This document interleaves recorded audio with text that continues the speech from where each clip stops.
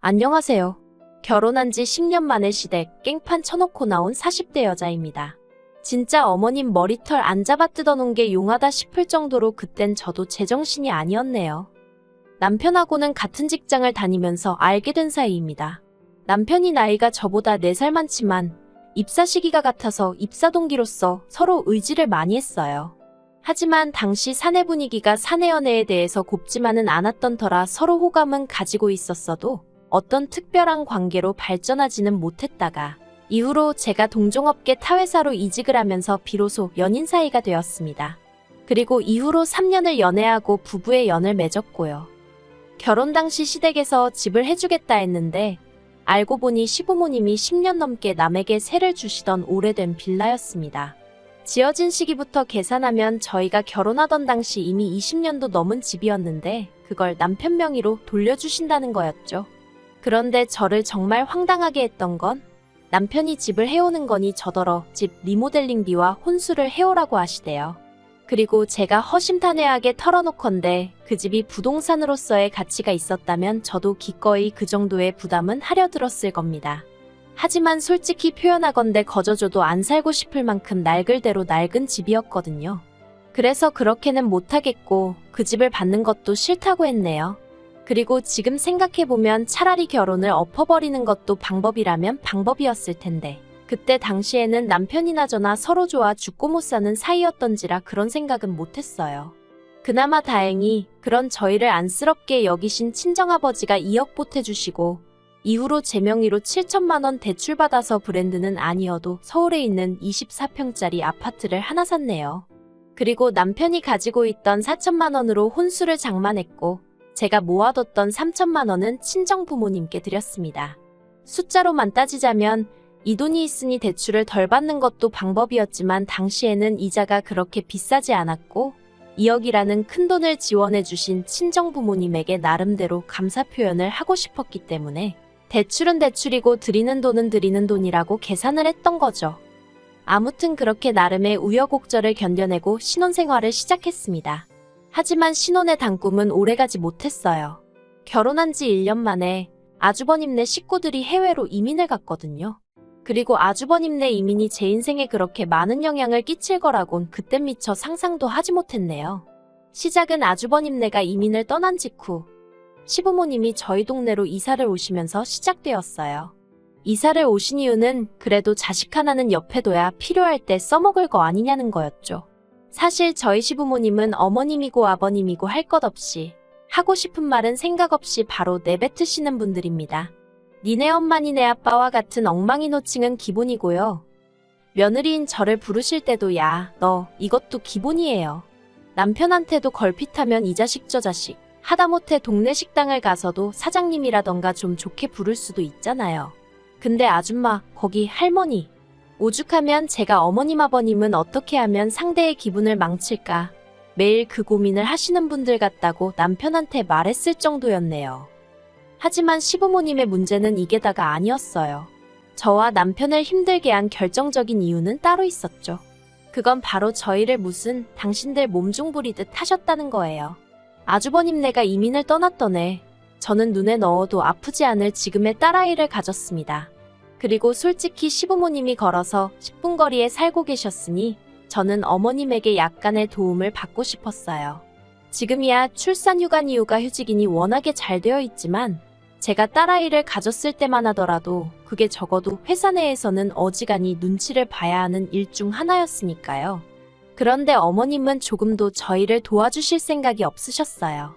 오히려 제가 입덧으로 고생을 하는 와중에도 어머님이 저희 집에서 당신 생일 파티를 준비하라며 고추 잡채다 뭐다 온갖 음식을 만들라 시키시질 않나. 아버님은 날 더우니 저더러 콩국수를 만들어라. 세탁소는 비싸니 직접 당신 바짓단을 고쳐라. 정말 너무 힘들게 하시대요. 그리고 그때만 하더라도 시집 온 지 얼마 되지 않은 데다가 저희 친정어머니도 친할머니를 오랫동안 모시면서 시집살이를 호되게 하셨거든요. 그래서 저는 그렇게 살지 말아야지 했는데도 저도 모르게 보고 배웠던 건지 시부모님의 그런 말씀을 거역하는 게 쉽지가 않았어요. 그래서 남편한테 말 한마디 제대로 못하고 혼자 우국거리고 눈물 삼켜가며 맞벌이하는 와중에 생고생을 하다가 결국 친정부모님한테 엉엉 울면서 애고모고 다 포기하고 싶다며 그간의 일을 털어놓았거든요. 그랬더니 이제 상황 파악을 하신 친정아버지가 남편을 불러서 이렇게 고생시킬 거면 그냥 이혼하라고 하셨습니다. 그리고 친정아버지의 불호령을 듣고 남편은 자기는 정말 아무것도 몰랐다면서 죄송하다고 정말 저희 친정부모님께 손이 발이 되게 빌더니 제 앞에서도 무릎을 꿇고 엉엉 우는 거예요. 그래서 결국 처음이자 마지막으로 봐주겠다 했어요. 어쨌든 뱃속에 아이가 있었으니 저도 솔직히 이혼할 엄두가 안 나기도 했고요. 하지만 이후로도 남편은 솔직히 말해서 아주 든든한 방패가 되어주진 못했습니다. 그리고 그건 제가 지켜보기에 오랫동안 시부모님이 남편을 길들여온 방식에서 비롯된 것 같았죠. 저희 어머님 아버님은 소위 장남바락이셨거든요. 그래서 어려서부터 매사 아주버님에게 훨씬 많은 지원이 있었다대요. 저희 아주버님은 한국에서 대기업을 다니다 아이 교육 문제 때문에 이민을 갔어요.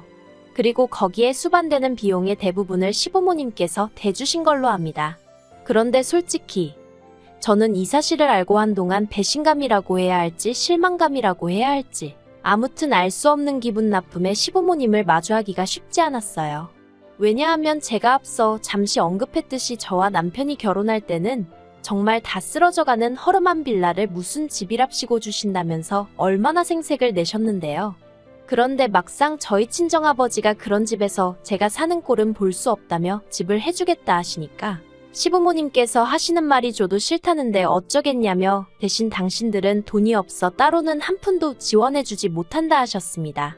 그리고 이 말을 들었을 때 솔직히 서운한 마음이 없었다면 거짓말이죠. 저도 하다못해 어머님한테 실반지 하나라도 받아보고 싶었거든요.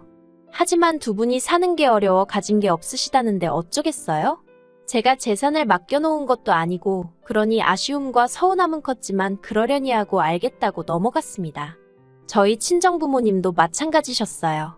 세상에 있는데 안 해주는 부모는 없다며 없는 부모 마음은 어떻겠냐고 그러니 당신들이 이해하겠다고 저희도 시부모님을 원망하면 절대로 안 된다고 하셨죠. 그런데 1년 만에 아주버님이 이민을 가겠다 하니까 있던 집도 팔아서 목돈을 해주고 대신 굳은 일에는 저희를 부려먹으시려고 저희 동네로 오신 거더라고요.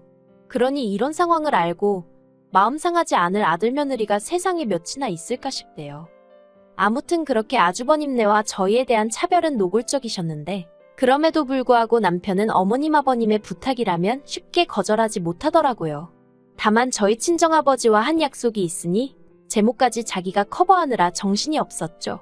그리고 남편 혼자 고군분투하는 걸 보고 있으니 제 마음이 좋지 않아 결국 저도 또다시 어머님 아버님의 몸종 아닌 몸종 노릇을 하게 되었고요. 그렇게 정신없이 10년을 살았습니다. 그리고 그나마 다행히 세월의 힘이라고 해야 할지 저도 최근에 들어서는 어머님 아버님께 때로는 그게 아니다, 싫다, 못한다 정도는 말할 수 있게 되었었네요. 그래서 저는 나름대로 제가 시부모님과 가까워졌다고 생각했어요. 어려운 고부관계가 아닌 요새 말로 티키타카라고 하나요? 주거니 받거니 어느 정도는 편하게 대화를 나눌 수 있게 되었다고 여겼죠. 하지만 그건 전부 저만의 착각이었던 모양입니다. 제가 나름대로 그 모진 풍파를 이겨내고 여기까지 온 시점에 결국 시댁과 손절을 마음먹게 된 건 최근에 있었던 일 때문이에요. 지난달 이민을 갔던 아주버님이 한국에 들어온다는 소식이 들려왔어요. 그런데 형님과 시조카는 안 오고 아주버님만 혼자 들어온다는 겁니다. 그리고 그 이유가 정말 충격적이대요. 세상 조신하고 자식 교육에만 관심이 있어 보이던 형님이 시조카 과외선생하고 바람이 났다나요? 하지만 뭐 부부지간의 일을 누가 정확히 어떻게 알겠어요? 사실 제가 말은 안 했지만 남편 말로는 하도 어머님 아버님이 아주버님만 오냐오냐 키워서 아주버님이 아주 이기적이고 고집도 세다 했어요. 그리고 실제로 제가 올해는 아니지만 결혼 초 겪어보니까 남편 말이 틀린 게 아니었거든요. 그러니 모르긴 몰라도 형님도 어지간히 시달리지 않았을까 싶기도 하고 뭐 아무튼 그래서 둘이 이혼을 하는데 아주버님만 혼자 한국에 들어오기로 했답니다. 그리고 저희 부부는 아주버님하고 좋은 감정이 있는 것은 아니었지만 그렇다고 무슨 원수지간도 아니었으니 안쓰럽기도 하고 그래도 오랜만에 보게 생겼다며 약간은 반가운 마음도 있었네요. 그런데 어머님이 아주버님의 입구까지 일주일을 남겨두었던 때였습니다. 저희를 불러 말도 안 되는 말씀을 하시더라고요. 아주버님이 한국에 오면 저희 집에서 같이 살라고요. 저는 처음에 제가 뭘 잘못 들은 줄 알았어요. 그래서 남편을 쳐다봤는데 남편은 눈 딱 내리깔고 아무 말도 안 하고 있는 거예요. 안 되겠다 싶어서 어머님께 제가 제대로 들은 게 맞냐고 물었습니다. 아주버님하고 저희 가족하고 같이 살라니 그게 무슨 말씀이시냐고요. 그랬더니 이번엔 아버님이 너는 젊은 애가 말귀도 못 알아듣냐면서 그러면 네 아주버님이 니네랑 살지 어디 가서 사냐 하시는데 너무 뻔뻔하게 나오시니까 오히려 제 말문이 막히더라니까요. 하지만 제가 어머님 아버님한테 시쳇말로 원데이 투데이 시달려 본 것도 아니고 아닌 건 아니라고 빨리 말해야 한다 싶었죠. 그래서 말도 안 되는 말씀을 하신다고 어떻게 같이 사냐고 그랬어요.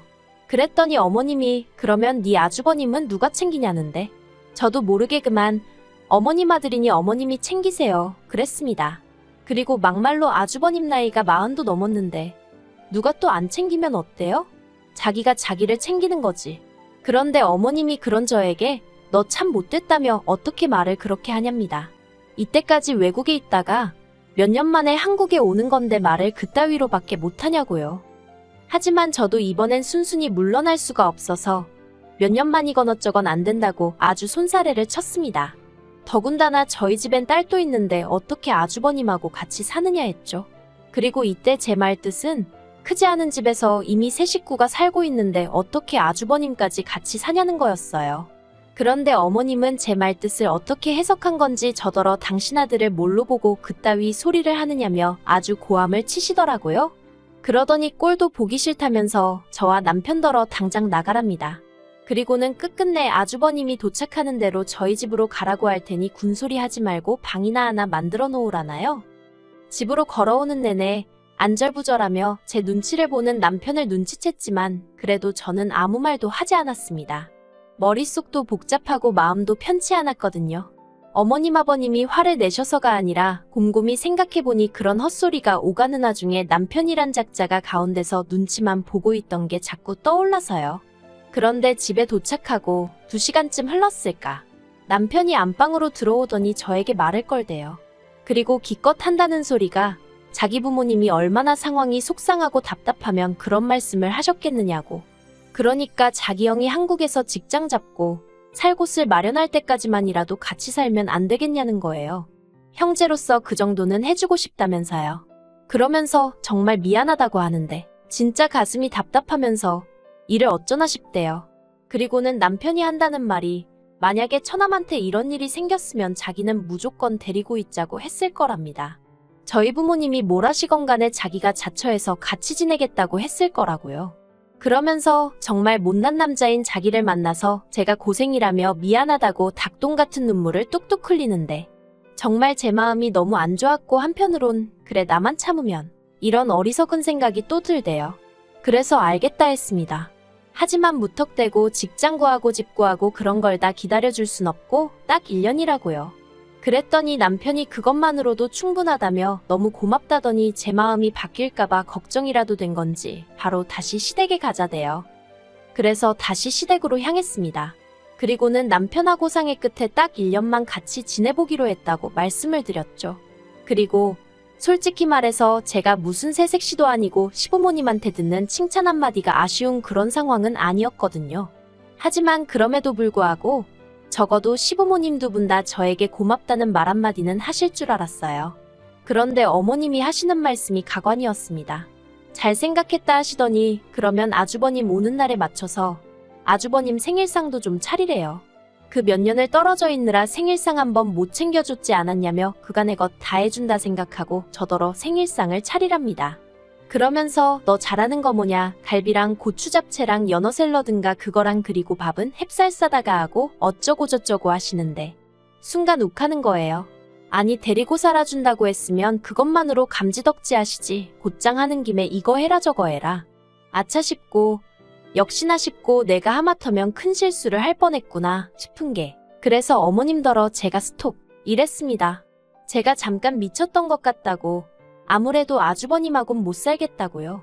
그리고는 뒤도 안 돌아보고 시댁에서 나왔습니다. 그랬더니 남편이 쫓아나와서는 이게 무슨 짓이냐면서 아까랑 말이 다르잖아 하는데 제가 남편더러 당신은 어머님이 하시는 소리를 듣고도 지금 그런 소리가 나오냐고 되물었어요. 고마워할 줄을 모르고 아주 바라는 것만 많다고요. 그리고는 내가 미쳤냐고.